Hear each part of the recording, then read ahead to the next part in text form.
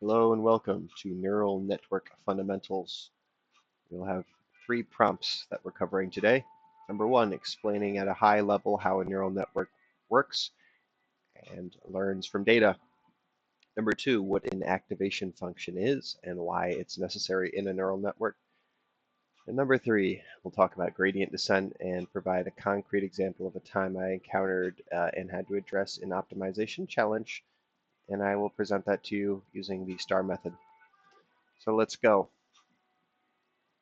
A neural network learns by adjusting its parameters. You can think of the parameters of a neural network in terms of weights and biases.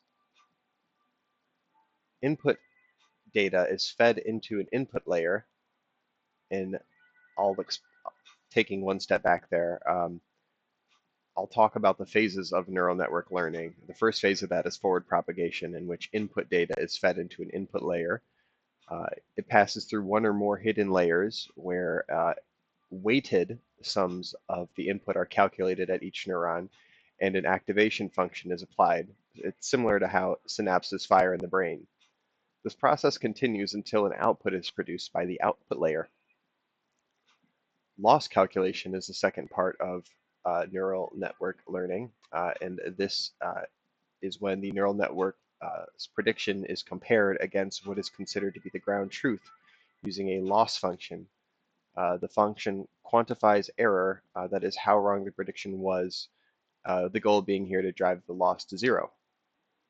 After this, backpropagation occurs, which is the calculated loss is then propagated backward back through the network. This is done using the chain rule calculus algorithm, which calculates the gradient descent of the loss function with respect to every single weight and bias in the network. The gradient provides the direction and magnitude needed to change each parameter to reduce the loss, something that a linear function is incapable of doing. Optionally, optimization algorithms such as the gradient descent algorithm or its variants use calculated gradients to update the weights and biases, bringing predictions closer to their true values.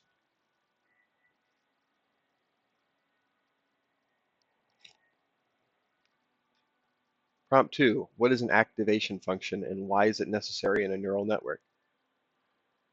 Well, an activation function is a mathematical function applied to the weighted sums of inputs in a neuron before passing the result as an input to the text layer. Think of the event that gets the synapses firing. Like, what was that event that triggered that? That's the activation function, if you will. Like, if somebody asked you a question and you were on Jeopardy and they had a brain scan, you'd see it firing right then because the question that they asked was relative to a certain segment or a synapse connection there. I'm not going to delve too deep into that.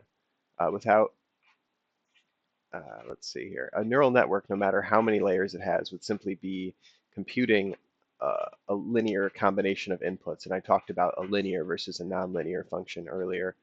The entire network would be equivalent to a single layer model. A linear model can only solve problems that are linearly separable. Activation models, however, like the ReLU, which stands for rectified linear unit, or the sigmoid or TANH, introduce the necessary non-linearity that requires the network to approximate complex nonlinear, and I said approximate there, nonlinear relationships and functions, such as classifying images or translating languages. Now I'm going to talk more about weights and biases. Um, Controlled output scales. Activation functions often consider the output of the neuron to a specific range. For example, sigmoid squashes the output between 0 and 1, which can be useful for output layers, for example, probability scores and binary classification. Gradient descent and optimization. Gradient descent is an iterative first-order optimization algorithm used to find the values of a function's parameters, its weights and biases, that minimize the function's output, or the loss function. You want to minimize that using the loss function. The gradient is the slope of the loss function. And I'll say that again. The gradient is the slope of the loss function. It points in the direction of the steepest descent, or the fastest way to increase the loss. Descent. We move in the opposite direction of the gradient to minimize the loss. Let me switch visual diagrams now. There we go. Get rid of that other one. The diagram sort of shows climbing a mountain, if you will. You can think of this as climbing a mountain, and or getting down from a mountain might be a better way. Um, and you're trying to trot and pick the path, and then every couple of steps you look and check and see if you did right, and then you kind of follow that, and eventually that creates the slope, something that a nonlinear function cannot do. Hope I did a good job there. Learning rate. This is the hyperparameter that controls the size of the steps taken in the descent. Hopefully that clicks things. A higher learning rate usually causes us to overshoot the minimum, and a low learning rate can lead to slow convergence. So there you go. Um, so we just talked a lot about or we kind of are hinting at gradient descent. I feel like we did talk about it a little bit there. We talked about the gradient. Now, what is gradient descent? And give a concrete example of a time you encountered and addressed an optimization challenge.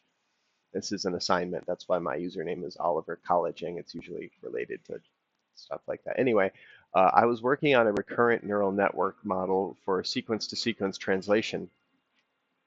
We were using vanilla stochastic gradient descent for optimization, and the model was learning very slowly.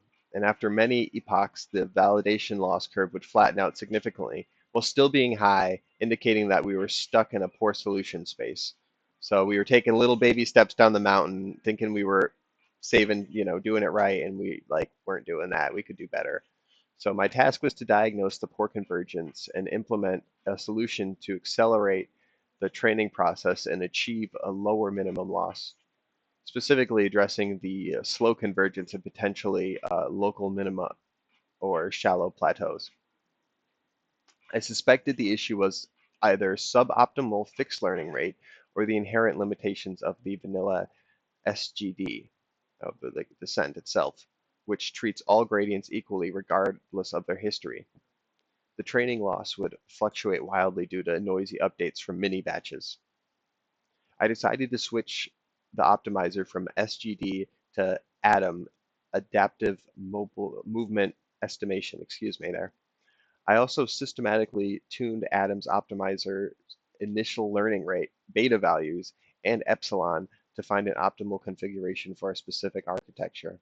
And by switching the ADAM optimizer, the convergence speed increased by approximately 40%.